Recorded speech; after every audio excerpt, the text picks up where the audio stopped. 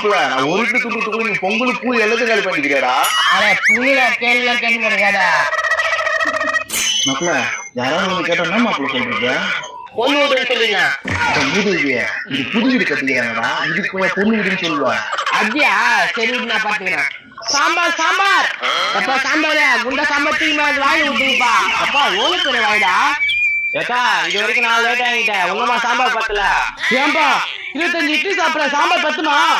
இங்க யாரு கூப்பிட்டாங்க தெரியல. காலையில டிஃபன் பண்ணிட்டு வரலாம், இது கேரி பண்ணிட்டு வருது. சரி அளவுடைய இது பூரி வை. இவனும் வண்டில இருந்து கொட்டினே இருக்கிறான், உள்ள குடம் கட்டி வச்சுக்கிறானா? மாப்பிள்ள ஒருத்த கொட்டி வச்சு கட்டணும், அவன் கொஞ்சம் வீட்டுக்கு சொந்தக்காரன் இருப்பான்னு நினைக்கிறேன். பொம்மன் சாப்பிட்றா. வாங்கி வாங்கி வணக்கம். சாப்பாடுலாம் நல்லா இருக்கா? சாப்பாடு இல்லை இட்லி தெரியாம சொல்லிட்டேன். நல்லா இருக்கா? நல்லா இருக்கிறதுனால தான் 4 ரூபா வச்சிருக்கிறான். மாப்பிள்ள நீ கொஞ்சம் மூடு. நீங்க எங்கேயோ பார்த்த மாதிரி தெரியலையே.